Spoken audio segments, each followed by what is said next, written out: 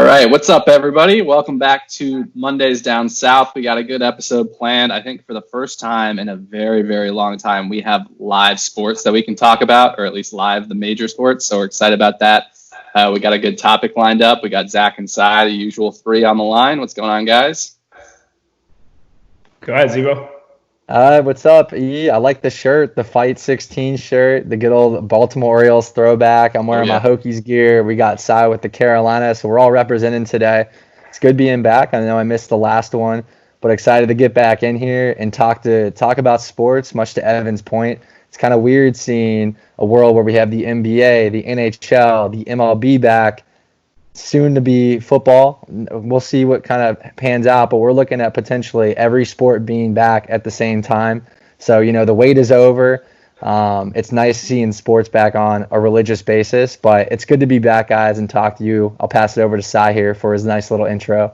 I do like the point of saying it's weird. I also want to point out the fact that I've been getting a lot of flack for my lighting on this podcast. So I made a conscious effort for y'all to be able to see me, for all the guests that were complaining, or not guests, but viewers. With that also being said, guys, it's like, I know the world's not normal, but having sports back has made me so much more of my normal self, if that makes any sense at all. Like, I find myself carving my schedule out for Mets games and for, NBA games, or watching LeBron play. Like, there's just been so much excitement in my life with sports back, and so much more stress, but in a good way. So honestly, guys, I'm just excited that we get to finally get back to it and have real conversations. And let's just jump right into it, because I think we have a lot of fun stuff coming up here. We're gonna do our hot takes first. I like this segment. New segment idea. I love it. Just let's hit them with it. Zebo's idea. We're gonna let him go first. I want to start this off because there's just been something that's been boiling my blood lately, guys. And it's the Houston Astros versus the LA Dodgers fight that resulted from Joe Kelly going straight at some of the batters, right? So his fastball, he couldn't really locate it. He was clearly getting frustrated. I believe they were up 5-2 in the fifth. So, he kind of looked around, and Bregman was up, and he was the first one that got pelted. Albeit went a little high, Bregman was able to kind of dodge that bullet, but it definitely sent a message.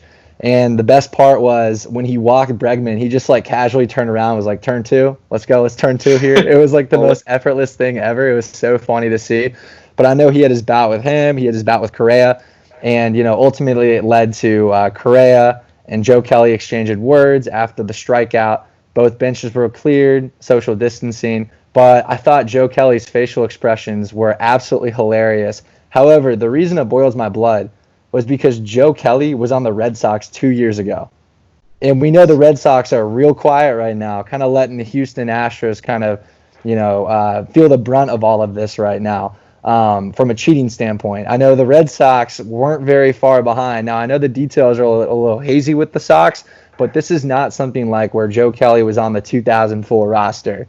He was on the 2018 roster and an active participant on that pitching rotation. So I'm just saying, Joe Kelly, it was fun and cute and all, but at the same point in time, I'm sure you're not going to be answering any questions related to the Red Sox anytime soon during the peak season of when they were cheating. So that's my hot take. I'll let you guys go on from here, but I just wanted to mention it right off the bat. Before Ev and I get into this, I just want to say how proud I am of you, Zach, for making your hot take about baseball. I never thought you would willingly bring baseball, but that excites me. I mean that with genuine honesty. Ev, I'm going to let you go first. I know we both probably have a lot to think about. Go ahead. Somewhat ignoring the rules that I'm not supposed to bounce off that, but I just think it's crazy that no Astros players have been suspended over the cheating scandal, and Joe Kelly has. That's all I got, though. Very true. It's crazy. Yeah, go ahead. Yeah, my hot take of the week is actually kind of on that same track. It's that, and it might not even be a hot take anymore, but it's that Rob Manfred has surpassed Roger Goodell as the worst commissioner in the major four sports. Oh. I mean this, which is saying a lot, because that is in no way a compliment to Goodell having gotten any better. I mean, Goodell is still as bad as the day he got there, but Rob Manfred has had a nightmare of a year. Obviously, just with the COVID thing and the whole negotiations with the players union has just been an absolute mess. And the way the season's gone so far, which we might touch on a little bit with all the COVID cases, has not done well for him. And then the Joe Kelly thing, the lack of a serious punishment for the Astros. Just, nightmare, Rob Manfred. Yeah, I'm gonna give Goodell a chance to rebuttal this fall because the NFL hasn't happened yet. I wouldn't be surprised if he came back with an ace up his sleeve. So let's hold off on making that judgment. But I do. That's the hold my beer meme, right? Yeah, I fully agree with you that Manfred has been pretty awful in his management of everything. I don't even necessarily know if it's completely safe or fair to have baseball happen right now, but it seems like the players that are playing are willing to do it. So we'll see what happens with it. Hopefully things get better. As far as the Joe Kelly thing goes, real quick, part of that was him, of course, intentionally trying to hit them. Part of it was also him just being really bad at this location. Like he just wasn't that good, and he missed a couple times. And my favorite part of that whole sequence was after it all happened, he made that funny facial expression when he was walking back. The benches kind of cleared with distancing. And then Correa said something, and it's never been explained to me, so just out of context, it's hysterical to me. He said something along the lines of, if I hit the ball and it was a home run, I would have run all 4 bases or something like that. And I was like crying laughing because I was like, yeah, if I hit the ball for a single, I would have run 1 base. It's I didn't understand like what he was trying to say, like in like an intimidating way, but like it didn't make any sense. So that was really funny. My hot take is going to be about basketball, and I'll touch on this a little bit more later. Compared to y'all's, this might not even seem like much of a hot take, but I was cracking up because last night the Astros. Sorry, you guys got me on the Astros. The Houston Rockets beat the Milwaukee Bucks. I know it's a couple days into the season. This might not normally seem like a hot take, but the fact that they just beat the best team in the East that was winning by a lot makes it a little bit more of a hot take for me to say it now. I think that no matter what the seeding ends up being for the Rockets, I think they're going to lose in the first round of the playoffs this year. Whether you think of that as a hot take or not, I don't know, but that has not happened in a while. They've been a team that has consistently been one of the top 2 to 3 teams in the West in terms of how far they've advanced in the playoffs. Kind of crazy for me to say that too, because usually I find myself rooting for Houston compared to a lot of people normally. Like I have a lot of family from Houston. I know they're going to be upset with me for saying this, so I'm going to make sure they watch this and hear out my explanation later. But I'm just going to say that for now, and then I will talk about that more once we hit our segment, which is perfect because our segment today is about who we think the 5 most influential players are in terms of the NBA restart. And I guess influential is a wide scoping word, so I think we'll further explain how we made our lists, but that's kind of the idea of what we're going for today. And I think it teases it up perfectly, so I think we can jump right into it. Ev, do you want to start and let us know how you made your list and then give us number 5? And I think everyone already understands how we do this, so we'll go from there. Yeah, sounds good. I came at it from like almost an X Factor perspective, not even necessarily an X Factor because I did choose like the top tier players, but like those guys that if they can do this or if they can do that, like can really take the team to the next level. So number 5, actually, you teed it up perfectly, is Russell Westbrook for me. Because I actually think, and I'm not saying this is what I think is going to happen, but if Russell Westbrook plays, I mean, like he did in that game against the Bucks, and if he really plays at an elite level as a sidekick to James Harden and like doesn't overdo it, doesn't play too fast, doesn't turn the ball over a lot, doesn't take way too many shots. I mean, he still did take a lot of shots last night, but he at least was a little more efficient. Then, I mean, that's a pretty dynamic combination, and you add that small ball lineup in there, they could make some noise, especially if they get matched up in the second round with the Lakers. That could potentially be a bad matchup for the Lakers, given how they tend to go big, and they would have to keep up with the run and gun of the Rockets. So Russell Westbrook being at an elite level and an efficient level could be a game changer in terms of the Rockets maybe being able to actually make a run. Zach, am I cool to go next? That's actually perfectly teased me up as well. Go for it. I'll play cleanup here. I said Rockets, you hit Russell Westbrook. None of this is planned, but my number 5 was PJ Tucker, actually, because the Rockets, and this is the reason that I don't think they will win in the first round. My list was made on players that aren't the stars of their team. My list was made on, with the exception of maybe 1 or 2 cases, but for the most part, my list was made on like role players and people that are going to make the difference for teams that have the potential to win, which is why I picked PJ Tucker. Because as you guys know, the Rockets traded away Clint Capella halfway through the season this year. I've been watching their last couple of games against the Mavericks and against the Bucks last night. Their biggest problem right now is they have a lineup full of small ball players. I don't think anybody on their roster right now that's starting is above 6'5". I think Harden might actually be the biggest player on the floor. And you got PJ Tucker guarding the bigs. Brook Lopez yesterday came out and absolutely balled out. The game before that, when they played the Mavericks, Kristaps Porzingis balled out. I actually think the Lakers would be an awful matchup for the Rockets because at the end of the day, when you have a good big that can space the floor against the Rockets, they're going to run into a lot of problems. And they might win that first or second game. But what I'm concerned about with them, and this is why I'm concerned about their ability to make it further in the playoffs, is if you win that first or second game, how exhausted are you going to be for the end of that series? If you're playing a 5 to 7 game series and your lineup is so small and you're constantly having to exert all this energy and put 3 or 4 guys on the block trying to get rebounds and trying to like guard the big, and you got all these guys in foul trouble and all these things happening, how are you going to be able to sustain that over the course of a series? I think people are really sleeping on how impactful Clint Capella was for the Rockets these last couple of years in terms of his ability to play down low and to box people out and get those rebounds and play good defense at the center position. So I had PJ Tucker because he has that responsibility this year. I love PJ Tucker. I think he's such a high effort player. I think he really is going to exert himself, but at the same time, I think in that he's going to use up a lot of energy and it's going to make it harder for the Rockets. And touching on Russell Westbrook, I think you guys already know how I feel about Russell Westbrook. I think Russell Westbrook is one of the more impressive players in the NBA in terms of individual abilities and accomplishments and his like fierceness.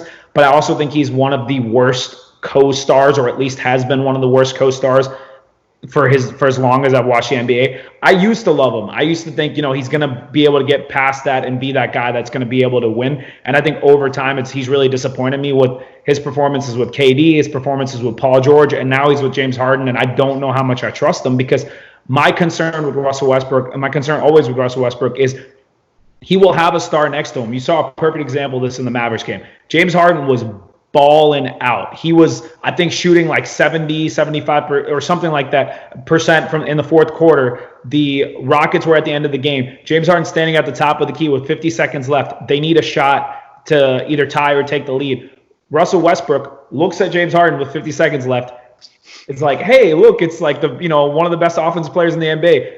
Puts his head down and drives to the rim, right? Like that's such a Russell Westbrook play, and I'm concerned he's going to do more things like that in the playoffs. So I won't go on a full tangent about Westbrook, but I'm just saying like those kinds of factors make me a little bit nervous about the Rockets over the long term. But if Tucker plays great and what happens with Westbrook happens, then yes, the Rockets have a chance of truly giving the Lakers and Clippers some troubles. So that's kind of my take, and I know that was a long one for the first one, but I had a lot of thoughts about the Rockets. So Zach, interesting.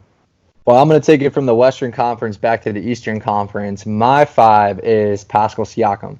And it's an interesting one because if y'all recall on August 1st, the Lakers just played the Raptors and the Raptors decimated them. They just beat them to the ball on every play. It was a comfortable victory for the Toronto Raptors. And it goes to show you this team, despite losing Kawhi Leonard, is still very underrated. I mean, right now, their record before a lot of the games started in the bubble, they actually had a better record at this point in time than they did with Kawhi last year from a regular season standpoint, albeit it was really close.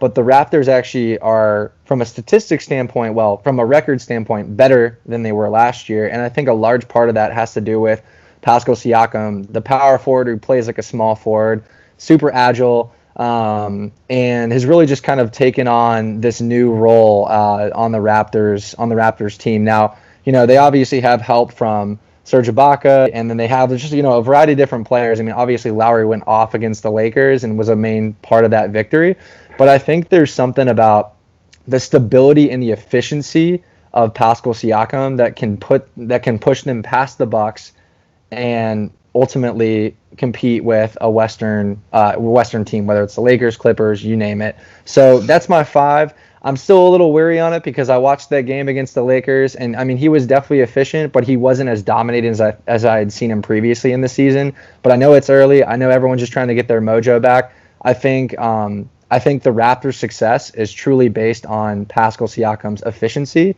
and if he can continue to bring that, I think the Raptors are really, really in store for a treat here. So that's my 5. I'm honestly regretting not including a Raptor. That was a great choice. Spicy P is so slept on. He's an all-star, and yet like nobody talks about him. I don't know if it's because he's in Toronto or whatever it is. To your point about the record, though, you also have to factor in the fact that Kawhi wasn't playing every day last year, like very intentionally. Like he was saving himself, coming back from the injury, like making sure that in the playoffs he was all in. So I certainly don't think the Raptors are going to be as good in the playoffs this year without Kawhi as they were with them. But they are still a very, very good team and one of the best in the East as in terms of a team dynamic. So I certainly agree with you that they could be a problem for some teams. And, they showed it the other day against the Lakers, albeit very early in the restart. I'll move on to 4 here. This one doesn't really impact a contender as much, but and it's kind of an obvious one, but Zion Williamson. Obviously, the Pelicans go as he goes, basically, and with right now health and availability, where is he at?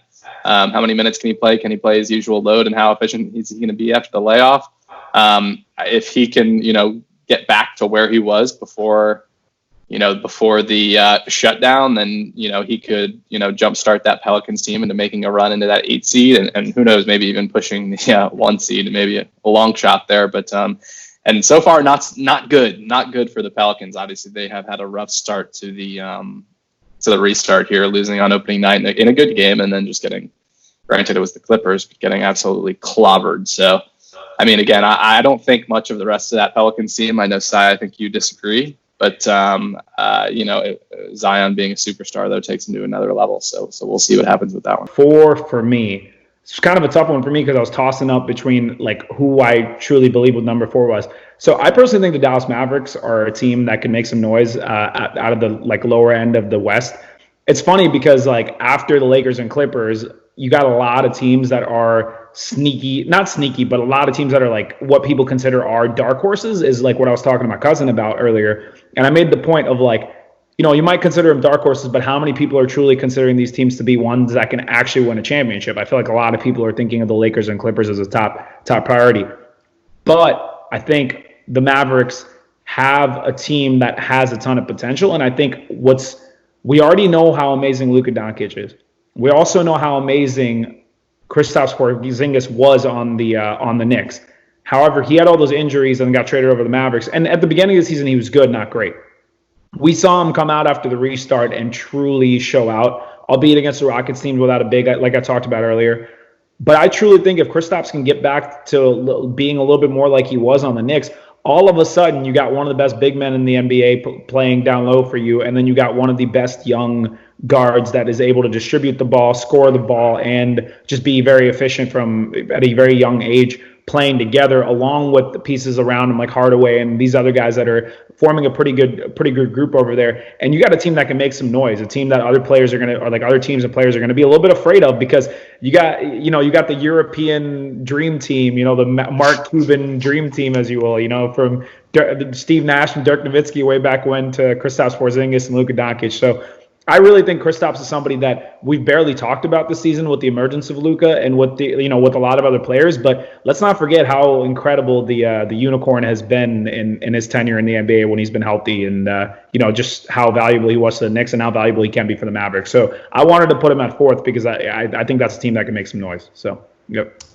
Got you. And just kind of running on the momentum here, I'm going to go ahead. My 4 is Ja Morant. I think Ja is a huge part of the success of Memphis. It's undeniable. If they do make the playoffs this year, which obviously they're currently supposed to, they haven't made the playoffs before I think dating back to the 2016-2017 season. So this is a big year for Memphis, big year for their fan base.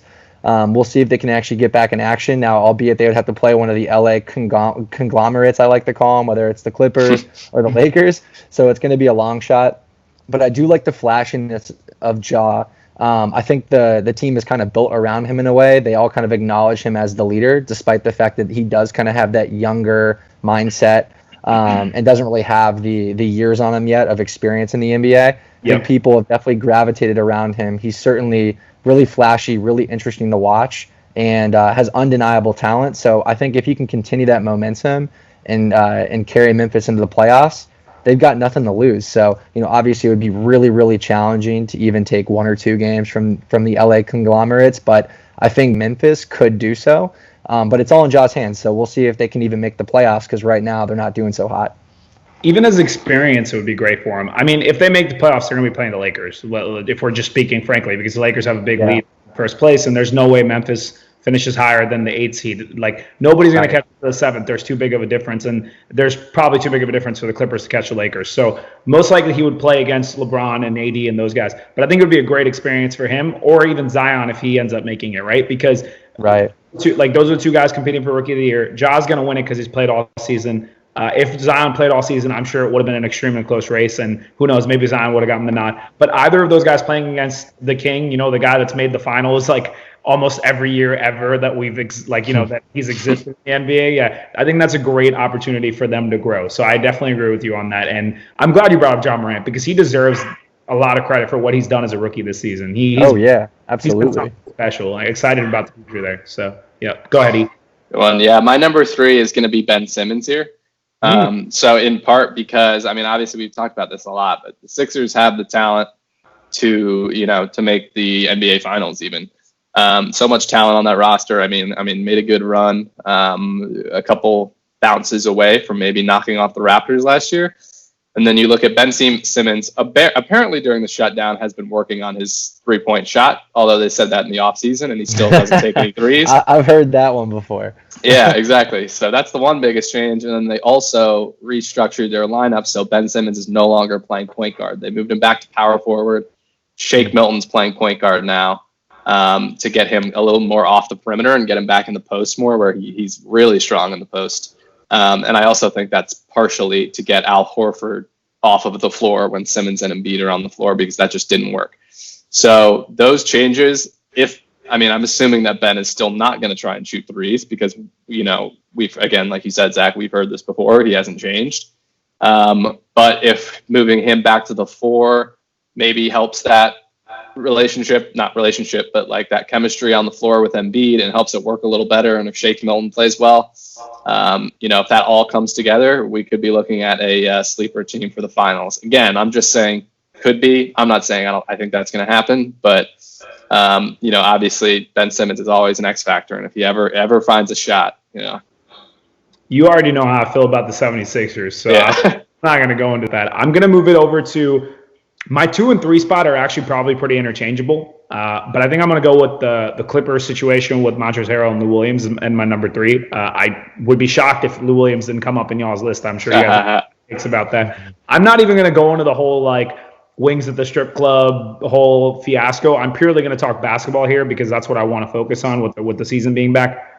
Lou Williams is an incredible basketball player. He has been arguably the best man in the NBA for years on end. And on top of that, Montrezl Harrell has been a player that has been very, very solid as a starter or is just coming off the bench for teams in terms of playing strong defense and just a high effort player. And those guys are very important for the Clippers this year because as good as Kawhi Leonard and Paul George have been, they add that depth that put the Clippers in a position to say, hey, we're the deepest team in the NBA, and hey, we're the team that can beat the Lakers, or we're the team that can beat the Bucks. We're the teams that can match up with essentially anybody.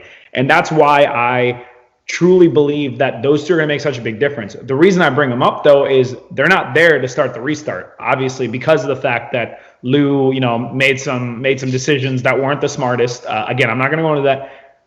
I'm very curious to see how they're going to figure out their chemistry once those guys get back, because you have such a short window to sort out your chemistry. Like, wins and losses for teams right now that are already in the playoffs don't mean a lot to me. What means a lot to me right now for teams that are going to be in the playoffs is how do you sort out your team chemistry after not being able to play for months together? Because in the playoffs, the biggest thing is how do you gel as a team when you're together? And I worry a little bit about those guys coming off rest.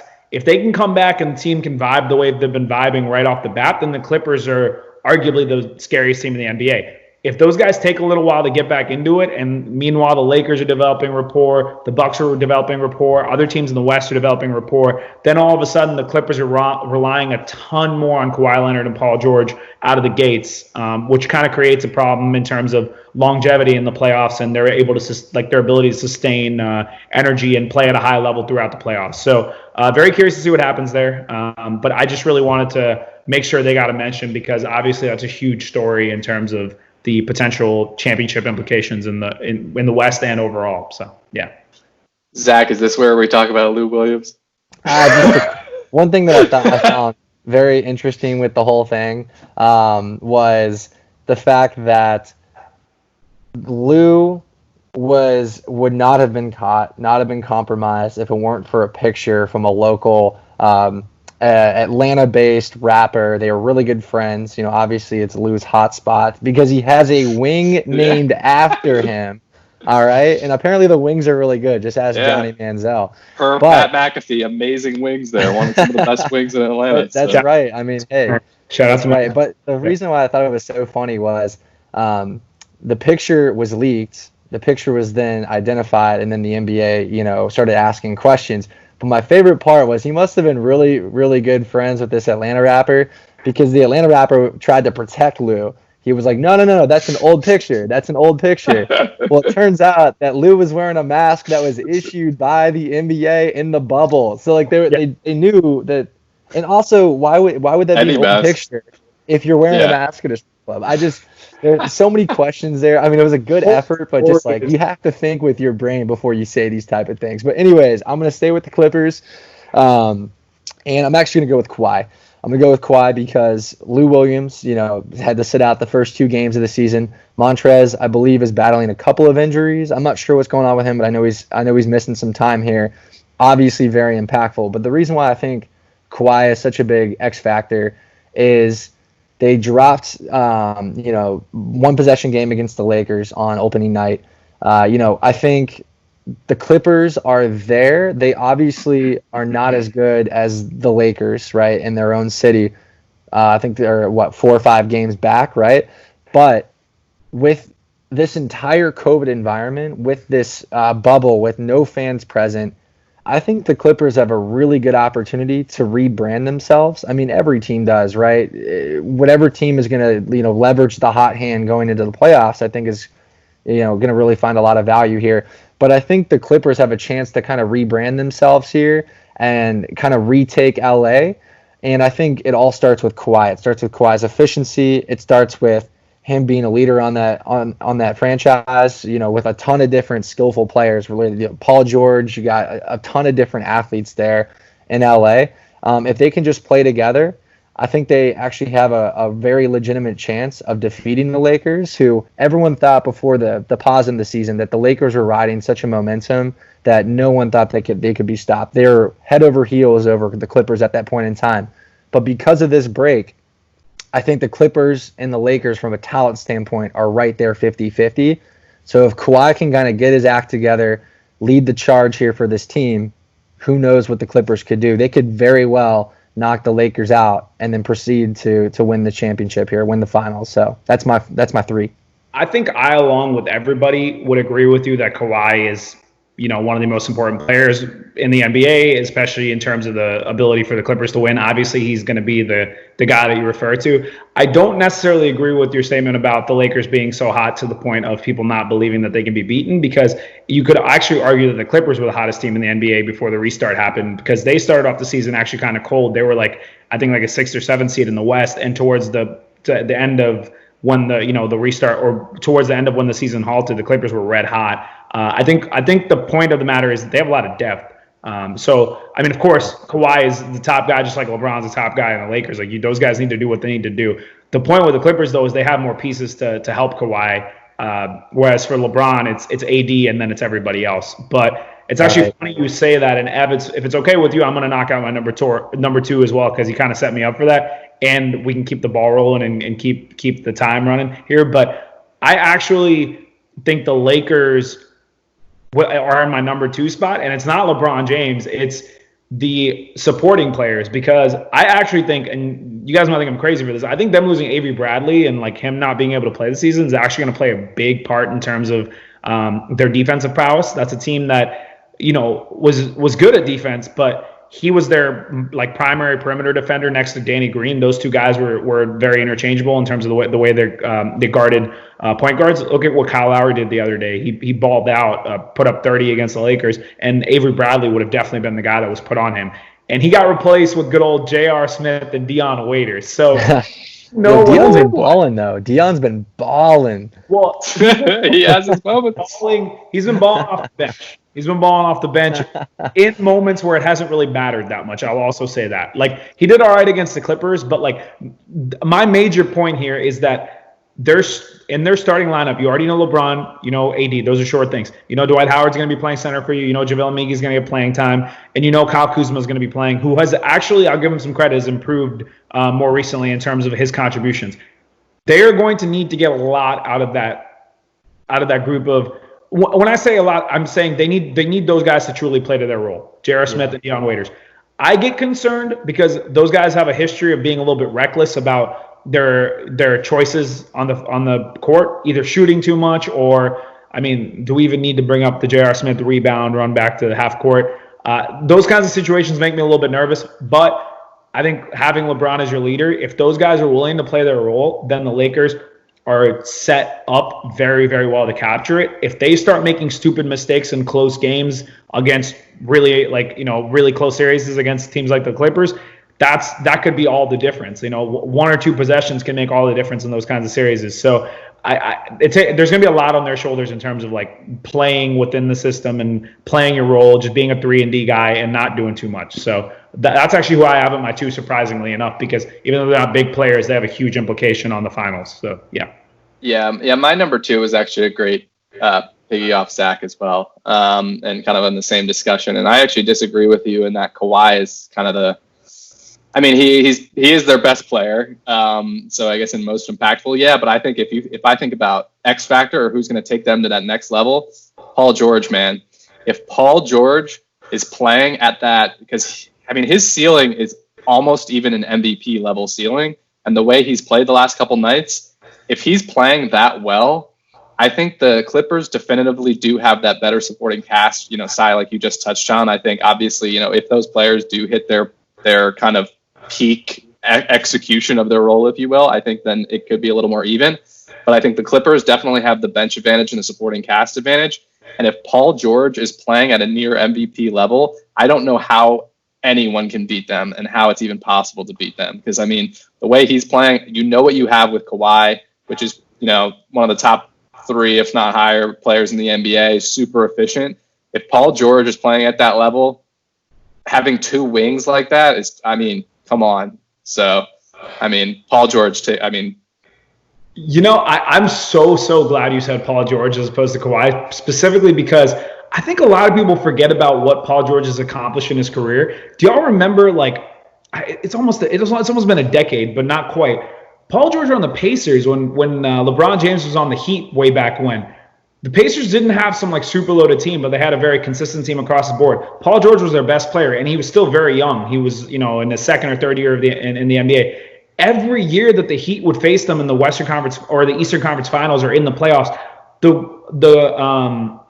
the Pacers would give them so much more trouble than I think anybody else. And the main reason was Paul George, because PG can go lock your best player down on defense and then come back on offense and just completely take over a game, whether it's the 3-point shooting or his dynamic ability to get to the rim. And I think he's only grown as far as a playmaker goes, because coming off injuries and stuff, I think he's truly learned to turn into more of a veteran and play more seasoned. And he's never played with a guy like Kawhi next to him. He had Russell Westbrook, which is one thing. Kawhi Leonard's a whole different level of player. We're talking a 2-time Finals MVP playing next to him. Now there's a lot of pressure off Paul George. He can truly be a number 2, and you could argue he's the best number 2 in the league, right next to, well, it really depends on if you consider AD or LeBron the 2 on the Lakers. That's a whole nother conversation. So yeah, I'm really glad you brought up Paul George. I think he deserves a lot of credit. We'll keep the ball rolling. I know we kind of flip up the order. So Zach, do you want to go ahead and give us your number 1?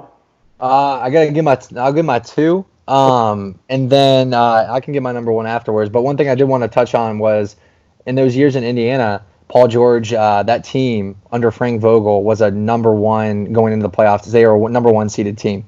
Yep. So despite the fact that the Heat had all these players, whether you talk Bosh, Wade, LeBron James, Paul George was leading that organization to the number 1 seed in the regular season, which is why those Eastern Conference final games were so tough. They were never able to kind of get there, right, because the Heat were just so supremely talented and kind of they were all meshed together. They were playing really well by the end of the year. It was so tough to defeat them, but they did take them into some really difficult series. So to your point, Cy, I mean, what Paul George has done just throughout the entirety of his career is impressive, let alone. But my number 2 is what's the irony right now? What's the irony? Who's the Lakers head coach? Frank Vogel. Yeah, interesting. Great. Huh? All right, go ahead with your number 2. Sorry, That's right. Yeah, and so my number 2 is AD. I know you just mentioned him, Cy. And the reason why I think he's so impactful is, I mean, I've said the word efficiency, I feel like 100 times in this podcast, but he is the definition and epitome of efficiency. When LeBron is, not hitting his shots, because, LeBron's still shooting, I think, a little under 35% actually from 3. So, I mean, despite the fact that LeBron can take over games, and he does pretty often, there are moments when the Lakers can hit droughts, when Danny Green's not hitting his threes, when people are, when they're causing turnovers, when LeBron's off the floor. There are just certainly identifiable issues with the Lakers, and I feel like the piece that holds that unit together is AD, because AD can shoot consistently from the outside. He's super efficient down low. He's a great rebounder, great at control, great defensively, and he's the epitome of that offense. He's the backbone of that offense, in my opinion. And I think, as long as AD continues to just stay efficient and just play AD ball, keep doing that, keep toting the rock, keep just like helping LeBron out. I mean, even like in very indirect ways, he helps with the Lakers. No double teams on LeBron because you have a guy like AD. You can't afford to do something like that. So it actually gives LeBron a little bit more open space on the court too. So I think when you look at all of those factors, AD is super, super important going into this playoff season. And as long as he can continue to stay healthy and stay all right, stay efficient, they're going to be fine. So AD is my number 2, and I'll pass it to either Ev or Cy for number 1. It's a good time for me to jump in, unless you decide. Do you want to touch on that first, though? No, go ahead. All right. My number 1, it's very similar to our Clippers thing. I agree with everything you said on AD again, but I'm going to disagree in terms of who I'm picking. I'm actually taking LeBron as my number 1. Okay. Because I think, again, AD, you know what you're getting. He can go out and get you 40 on any given night and dominate the game. But and this is almost basing it off this earlier game with Clippers Lakers after the restart. It's like you need more from LeBron. Like LeBron, especially if like what I touched on with Paul George playing at that level and all that depth they have, like LeBron needs to be more than just a guy that is out there facilitating to AD and being a leader on the floor. Like LeBron needs to be, and he's always an impact player, but like he needs to be an impact scorer. He needs to be an impact everything across the board as a number 2 option for everything to AD. Because we'll all agree like the Clippers game wasn't his best game at all. I mean, he'll play a lot better, but I think he needs to be more than just 15 points, tons of rebounds, tons of assists. I'm just going to dish it around to AD and let him do everything. I think they're going to need more than that. And I think he can give it for sure, but I don't think that's enough what he did the other night. Well, I actually agree with Zach on this because of the fact that you already know what you're getting from LeBron. Like, he might be older, but for his career, LeBron essentially averages a 30-point triple-double in the playoffs. He really turns it up when the playoffs come around. Like, not to make the whole excuse of like not fully trying during the regular season, but if there's one player who doesn't fully try for the regular season, it's LeBron James, because he's just a different animal in the playoffs. We know what he's bringing. The reason that I think AD is the point to make right now is because you already know you're getting that from LeBron. We haven't seen AD past a series or 2 in the playoffs ever. I think the farthest ever has gone is the second round, right? This is going to be his first year of the potential to really go all the way and like really make a statement about who he is as a player.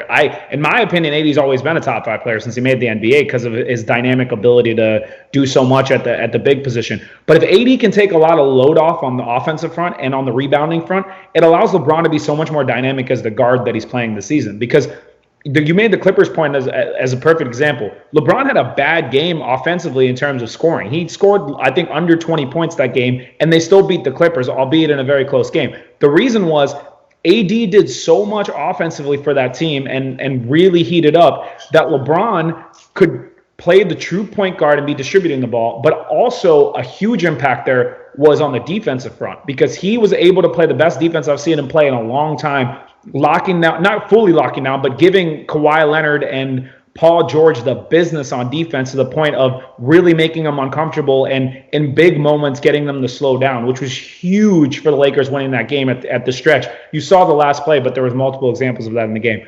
So I actually agree with Zach here because I know what I'm getting from LeBron in the playoffs. I don't know what I'm getting from AD long term, but AD is going to be the difference if the Lakers are going to beat the Clippers and if the Lakers are going to beat the team whose star I'm now going to mention now as my number one player, because I did my best to keep the stars off my list except for this one player because I feel like he's getting too much scrutiny for 1 year of a bad performance in the playoffs. But Giannis Antetokounmpo is my number one player on my list at my top 5. Last year, he admittedly didn't have the greatest performance in the playoffs after finishing as a regular season MVP. I think he's getting too much flack for that because, one, he was young, and two, it wasn't just Giannis. The Bucks as a whole weren't great in their series that they played last year, and if I remember correctly, they lost to the NBA champions. So I don't think there's any shame in that when you're a young player. Giannis has, I think, only improved from last year in terms of his presence as a team player, his ability to pass the ball. His assist numbers are up. He's truly distributing better. He's really understanding the flow of the game and understanding how to really space the court, even as a big guy who's really good. And that's why I have a lot of faith in Giannis coming to the playoffs this year and showing everybody, hey, I'm not just some guy that is a good regular season player. Like, I'm a guy that is here to take over the league and be a superstar for the long term. And I think if Giannis goes out there and does what he's capable of, the Bucks are the team in the East to beat, and the Bucks are going to give one of these LA conglomerates a run for their money in the finals if they get there. So I want to give Giannis a shout out because, man, what he's doing at his age and what he's capable of for the future. He was hitting 3-pointers yesterday, guys. I mean, come on. If he's hitting 3-pointers, like, what can you do? Like, it's scary. So Giannis Antetokounmpo, one of the most efficient, most dominant players in the NBA and one of the youngest superstars I've seen. So he's my number one. And we're going off each other at great transitions because Giannis is my number one as well. And much to what Sai said about the 3-point shooting, that was not an arsenal in his game last season, and that's what you're seeing this year. Giannis is shooting over 30% from 3.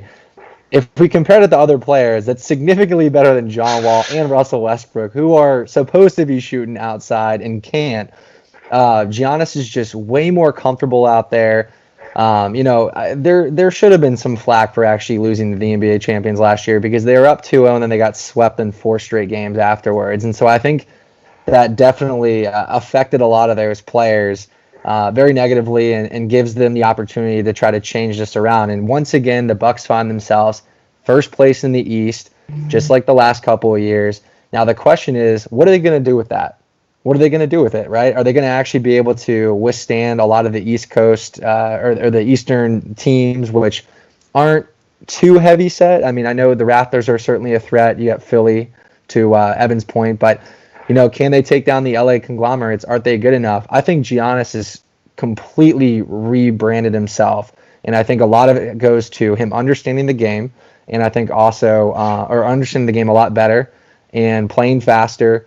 Losing a little bit of weight on the offseason too. He's a little bit leaner. He's able to really kind of get in between and penetrate and get kind of in between two players, put it up. He's also shooting a lot better too. So, defenders can't just wait for him to drive. They have to respect the shot. I think that's a big kudos to his performance. And I just think overall he's playing significantly better. So Giannis is my number one for those reasons. And I really, really hope selfishly the mid-market Milwaukee Bucks team is able to win the finals this year because I think they deserve it, and I think they're there. I think they're on the cusp, and it's just going to be interesting to see if they can ride that momentum of being first place in the regular season into the playoffs. So I'm pulling for the Bucks, but definitely think Giannis is number one. Zach, can I get you for a second? Because I realized you always miss our predictions specials. You missed the NBA and MLB one. So who do you have as your Eastern Western Conference champion and then your NBA champion? I think the Bucks are going to play the Clippers, and I think the Bucks are going to beat the Clippers. All right, that's what I think. $2. That's what I think. I think you and Ev both went Bucks. I went Lakers. Well, hey, that was about as good of a segment as I think we've ever had in terms of predictions. That was fun to talk about, boys, especially because there's games going on behind us while we talk about it. This is That's great. Right. Yeah, we'll see how it pays dividends. Ladies and gentlemen, thank you so much for tuning in. As always, Zach and Evan, you guys got any final notes? No, thanks again. Please subscribe. It's good to be back, guys. I know I haven't made the last couple, but this is my favorite thing to do with my two best friends. So expect more content in the next couple weeks here with All Sports are coming back. And thanks again. You were watching Mondays Down South.